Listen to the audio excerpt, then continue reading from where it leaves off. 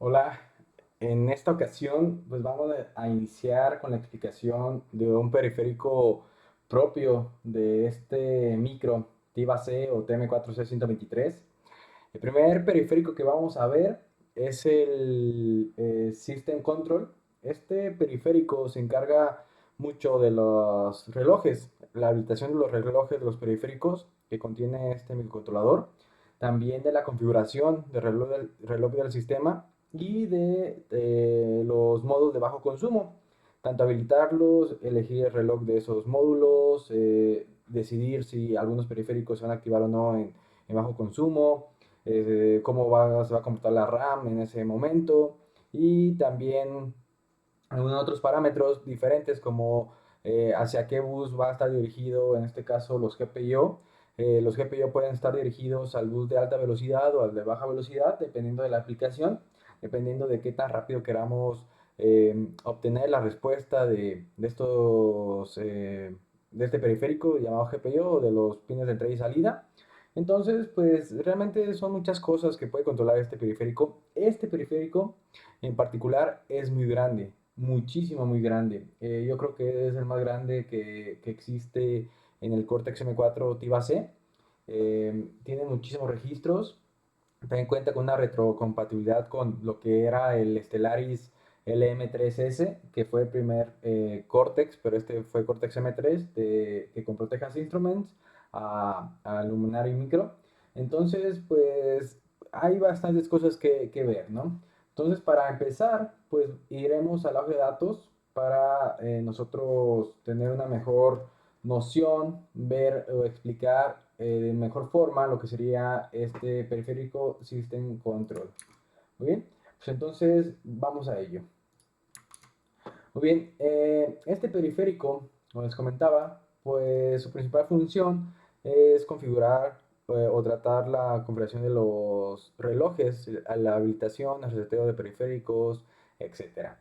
Muy bien, entonces, pues el periférico como tal es amplio, como les acabo de comentar, tiene bastantes registros. De hecho, si nos vamos a la sección de registros en el capítulo 5, pues en el 5.5 vienen los registros. Los registros tiene hasta 121 registros y con retrocompatibilidad para el Luminary Micro, el Cortex M3, el LM3S, tiene hasta 144 registros. Realmente es una cantidad grande, muy grande de registros, pero vamos a ver que no es tan complicado. No se asusten por ver tantos registros.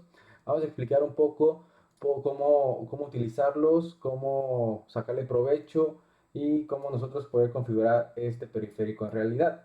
¿Ok? Muy bien, entonces el periférico se llama System Control y viene pues varias explicaciones, ¿no? Viene una explicación indicando la primera las señales. Muy bien, hay unas señales por default en unos pines que están asociadas hacia algo en específico. En este caso hay cuatro pines muy importantes, que es la interrupción no enmascarable, que puede ser configurado en el PD4, PD7 y PF8, el OS, que está fijo, hay un pin exclusivo para el oscilador externo de alta frecuencia, y el reset también hay un pin específico, ¿no? En el caso del NMI no es específico y en este caso hay que tener una cierta consideración, comitear una cierta llave para nosotros poder modificar este pin. Entonces, algo así viene indicando aquí, hay unas ciertas especificaciones importantes para nosotros poder cambiar este pin. ¿Ok? Eso lo veremos cuando veamos los GPIO. Pues de esto nos indica que hay una identificación del dispositivo, es decir, hay unos registros específicos para nosotros saber qué micro estamos programando, qué micro es el que se está utilizando, qué especificaciones tiene este microcontrolador en particular, para nosotros pues elegir una u otra cosa, ¿no? Esto más que nada se utiliza cuando nosotros tenemos un proyecto y en el proyecto tenemos varios, digamos, hardware, varios micros en hardware, unos con mayor capacidad de memoria, otros con otros periféricos, etcétera. Entonces, para nosotros identificar qué programa tenemos que cargar, qué switches de compilación hay que tomar o cómo nosotros tenemos que interpretar algunos datos, pues utilizamos este tipo de identificadores, registros de identificadores. Por lo regular son solamente de lectura y sirve, obviamente, como su nombre lo indica, para identificar cierto tipo de hardware. ¿Ok? Bien, junto a identificadores de lo que sería flash, RAM, qué tipo de córtex, qué revisión, etcétera. También viene algo importante que son qué periféricos presentes tiene el chip, el silicio.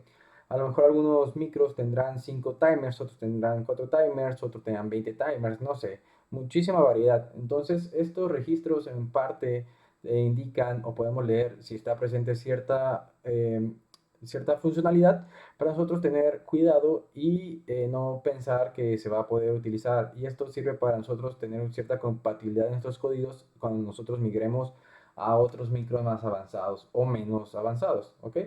Entonces también está eso. Este periférico también controla lo que sería reset.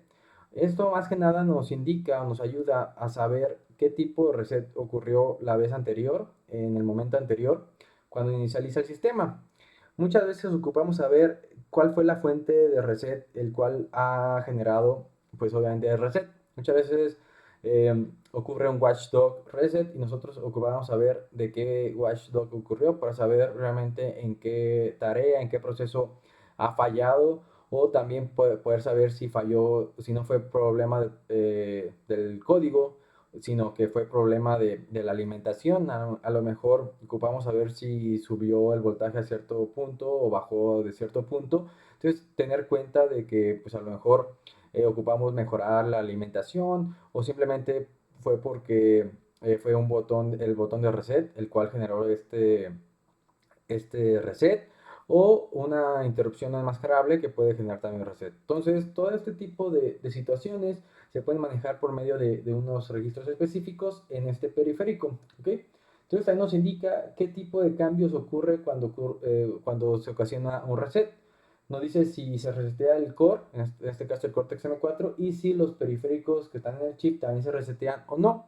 Y aparte, si el debugger también se resetea. Entonces, dependiendo de qué fue lo que ocasionó el reset, pues también, aparte de saber eso, también nos indica saber si tenemos que reconfigurar un periférico, si ocupamos revisar alguna información pertinente cuando ocurre el reset, para no perder tiempo o para asegurarnos de que algo esté funcionando de forma correcta, etcétera. Entonces, son muchos puntos interesantes en este modo de reset. Como punto aparte, cabe mencionar que este registro es muy utilizado en proyectos profesionales para nosotros saber de qué fue lo que causó el reset. ¿Ok? Muy bien. Eh, Después también nos indica, pues obviamente, los tipos de reset, los explica, dice que cómo manejarlos, qué significa, cómo habilitarlos, etcétera. ¿Ok? Más abajo también nos indica el control del reloj. ¿Ok? Este control del reloj, más que nada, es la habilitación de los relojes de bajo consumo, de consumo normal, de deep sleep, también la configuración, qué tipo de entrada de reloj va a utilizar el microcontrolador, si es un reloj externo de alta o baja frecuencia, si es el reloj interno, si se va a utilizar el PLL para aumentar la frecuencia, si es un reloj externo de baja frecuencia, etcétera. Entonces, todas estas configuraciones, para nosotros elegir la frecuencia ideal para nuestro sistema, pues viene dado en este periférico también. Entonces, por eso es que se va aumentando y va ampliando tanto la funcionalidad de este periférico. Es muy, muy importante y por eso es bueno ser el primer periférico externo al Cortex M4 que tenemos que configurar. ¿Ok? Entonces aquí también nos indica cómo configurarlo y pues todos sus puntos interesantes. Aquí está el árbol en alto, bueno, su diagrama a alto nivel de cómo nosotros podemos configurarlo y cuáles son las alternativas que tenemos para nosotros elegir una frecuencia determinada, ¿no? Entonces, aquí lo que quiero mencionar o que cabe resaltar es que algunos periféricos podemos elegir diferentes relojes, no todos, ¿de acuerdo? No todos los periféricos internos de este micro podemos elegir relojes diferentes de funcionamiento, pero algunos de ellos sí. Y lo importante o lo que cabe resaltar es el ADC. El ADC puede ser por medio del reloj interno de precisión o la configuración del PLL. De igual forma el SPI y el UART, ¿ok? Esto es interesante porque con estas configuraciones nosotros podemos hacer que estos periféricos sigan funcionando aunque nosotros estemos en bajo consumo. Es por eso que estos periféricos en especial tienen diferente selección o pueden tener diferente selección de reloj. ¿Por qué? Porque son los periféricos más importantes. El ADC, muchas veces el ADC ocupamos que esté funcionando aunque nosotros tengamos bajo consumo para activar o verificar un umbral, para siempre estar calculando alguna temperatura, sensando algo. O también los periféricos de comunicación, en este caso el UART y lo que sería el SPI, pues también son muy interesantes nosotros poder funcionar de modo de bajo consumo para nosotros estar comunicándonos y saber cuándo nosotros podemos levantarnos, ¿no? También otro punto importante es el PWM. El PWM también tiene diferentes funcionamientos, diferentes relojes. Y para que el PWM funcione ocupa activarse, ¿ok? Entonces, por default no está activado el PWM. Entonces, cuando nosotros queramos utilizar el PWM y no configuramos el reloj antes de utilizarlo, puede ser que tengamos problemas de excepciones. De igual forma, el USB, ¿ok? El USB es un caso específico porque el USB tiene una frecuencia determinada para funcionar. Entonces, con esto nosotros hacemos que funcione siempre esa frecuencia. Y el único reloj que puede ser elegible para el USB, pues es el reloj externo. Si no tenemos reloj externo y determinado valor de reloj externo, no vamos a poder utilizar el USB. ¿Okay? Es algo interesante. Nos vienen algunas configuraciones básicas predeterminadas que nos van a ayudar a entender cómo nosotros configurar a cierta frecuencia nuestro reloj. Nos explica el funcionamiento de cada oscilador, el oscilador interno de alta frecuencia, interno de baja frecuencia, el externo de alta frecuencia y el externo de baja frecuencia. Entonces nos explica cómo nosotros configurarlos, de qué sirven, cómo están definidos. Todo esto lo tienen que leer ustedes porque es muy importante que ustedes conozcan a profundidad este periférico. Por último viene lo que sería la habilitación de los registros, perdón, de los periféricos. Como sabrán, y como a lo mejor muchos están acostumbrados, cada periférico pues tiene su reloj, ocupa un reloj de entrada para que la máquina de estados de cada periférico pues empiece a trabajar. Y por lo regular, estos deben están desactivados por default para que el sistema no consuma tanta energía. Es decir, no es necesario o no sirve de nada si nosotros activemos algún periférico que no estamos utilizando. ¿Por qué? Porque esto es un consumo de energía innecesario. Por lo tanto, por lo regular, todos los periféricos del micro están deshabilitados y nosotros al momento que queramos utilizar uno tenemos que habilitar ese en particular. Aparte, no es lo mismo que nosotros estemos en una aplicación que está corriendo a su máximo esplendor, a su máxima performance, y de repente ocupamos que el microcontrolador vaya a bajo consumo. En el momento que nosotros vayamos a bajo consumo, significa, por definición, que no vamos a utilizar muchos periféricos. Vamos a tener un sistema mínimo para que nosotros estemos solamente monitoreando las cosas interesantes, importantes y no estar con todo el sistema habilitado, ¿no? Entonces, para eso también existen unos registros específicos para saber si algún periférico en específico va a estar habilitado o no en bajo consumo. Y todo esto lo hacen los registros que se llaman RCGC, SCGC y DSGC, ¿ok? Este es de Run, de Sleep y Deep Sleep, ¿ok? Muy bien, entonces con esto nosotros podemos habilitar los periféricos o deshabilitarlos. Si nosotros no habilitamos los periféricos, es decir, el reloj que le va a llegar al sistema del periférico, vamos a ocasionar una excepción al momento que queramos nosotros acceder a algún registro de esos periféricos. ¿Okay?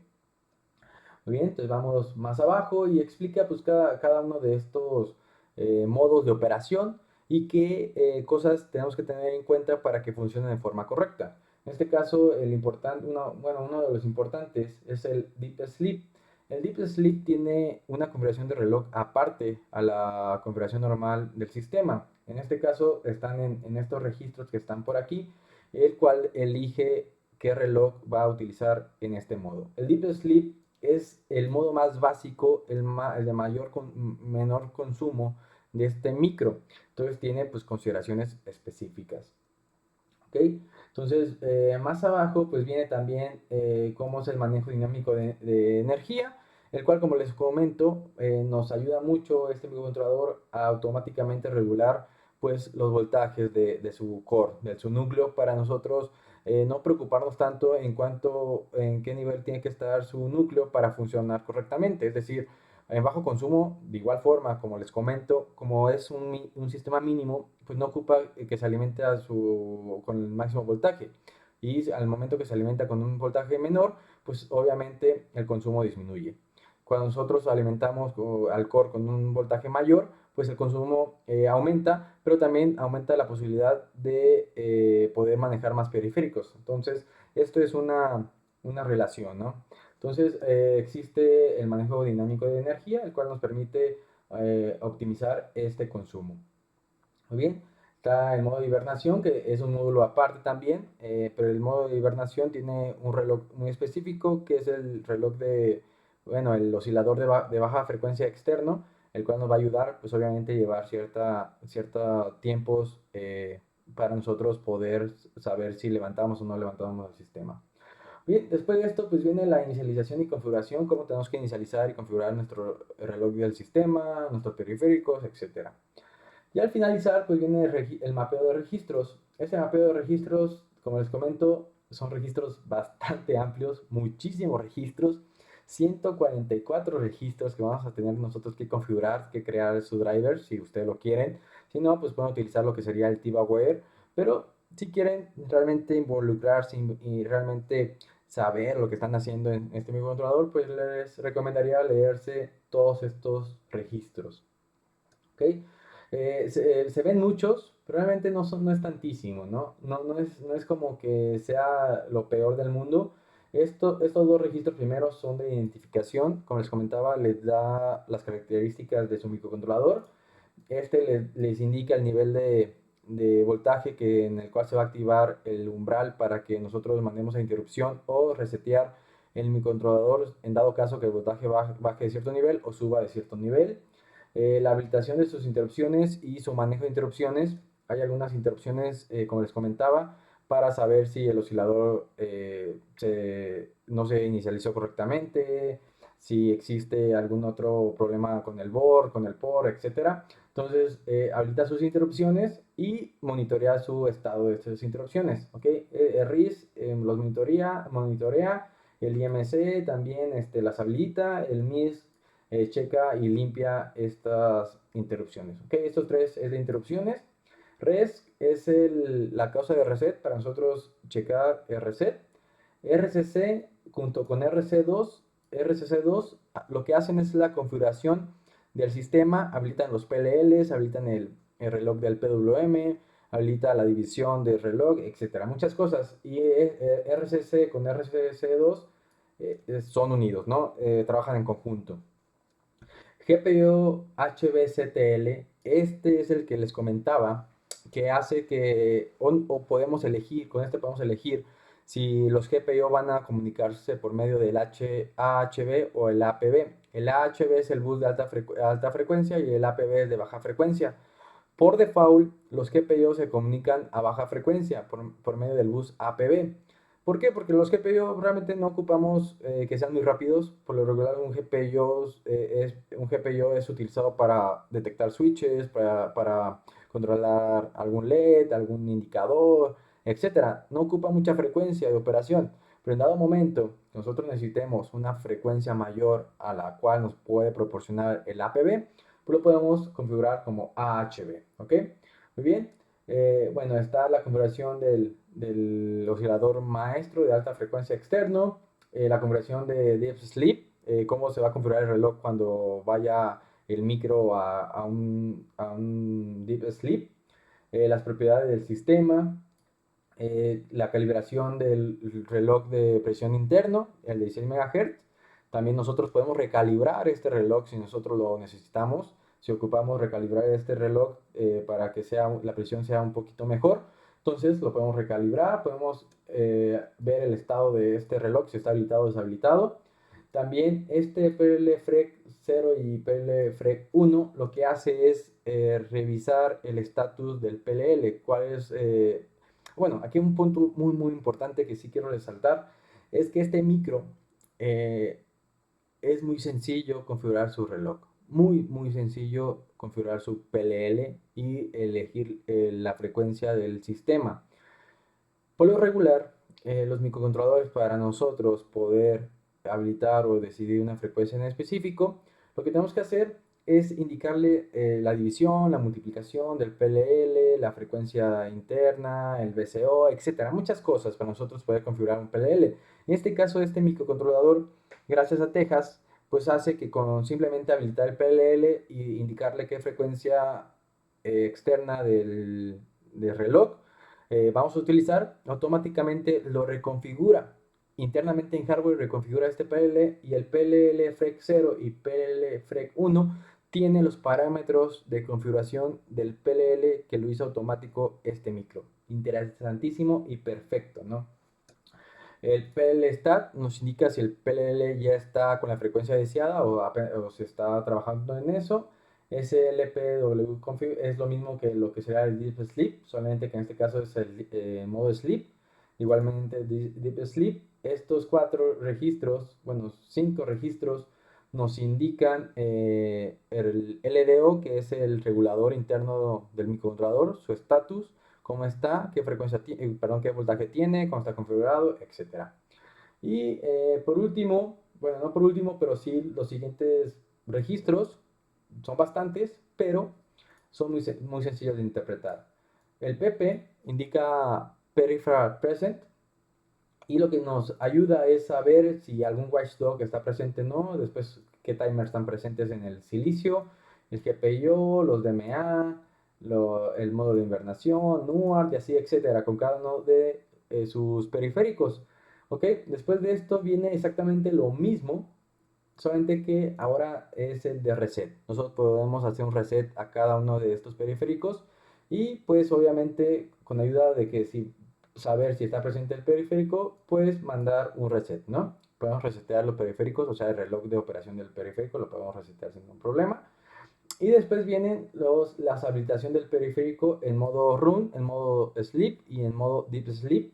Entonces, RCGC es el modo run, después sigue todos sus periféricos y sigue el SCGC, el modo sleep, y después el DCGC, que es el modo deep sleep.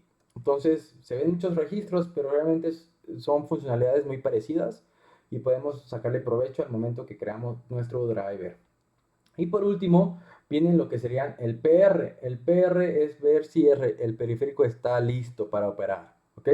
El PR nosotros tenemos que checarlo si es que lo queremos checar. Al momento que habilitamos o reseteamos un periférico, revisar el bit correspondiente en PR y ver que efectivamente ya se reseteó o ya está habilitado este registro que nosotros queremos efectuar, ¿no? Bien, entonces hasta este punto ya vienen los registros propios de este micro, de este periférico. Y ahora tiene unos registros legacy de retrocompatibilidad con otros micros, en este caso con el LM3S, que es el Cortex M3, el primer ARM Cortex que tuvo Texas Instruments. Y este ARM Cortex tenía los siguientes registros, que son estos, muchísimo menos, ¿no? Muchísimo menos. Esto de igual forma tiene lo mismo que lo que vimos anteriormente, solamente que aquí, como estos micros anteriores tenían menos periféricos, pues ocupaban menos registros, ¿no? Pero de igual forma, este es el reset, SR, este es el run mode, el sleep mode, el deep sleep mode, y ya. De DC9 bueno, de DC0 al DC9, pues tiene la información, qué periféricos están presentes, qué propiedades tiene el microcontrolador, etcétera. Entonces realmente es muy parecido, solamente que con muchísimo menos registros, ¿no? Como tiene una retrocompatibilidad, nosotros podemos utilizar estos registros o los nuevos registros. Entonces, si nosotros hubiéramos tenido algún micro Cortex M3, LM3S de Texas y quisiéramos migrar a este Cortex M4 TIVA C TM4C123, pues Texas hizo posible o fácilmente esta migración. El código lo copiamos, pegamos, indicamos que queremos programar otro micro y vamos a poder funcionar perfectamente. ¿ok? No con las nuevas funcionalidades del T-Base, pero sí con las mismas funcionalidades del Cortex M3 LM3S, ¿ok? Por mi parte es todo. Espero se haya entendido correctamente esto. Es un periférico, como les explicaba, muy amplio, muy grande. Pero yo confío en ustedes que lo puedan leer y en el siguiente video pues veremos que su driver, su header, su source, para ver qué provecho le podemos sacar a este periférico. ¿Ok? Por mi parte sería todo. Espero les haya gustado y si tienen alguna duda, pues no duden en contactarme. Muchas gracias y hasta luego.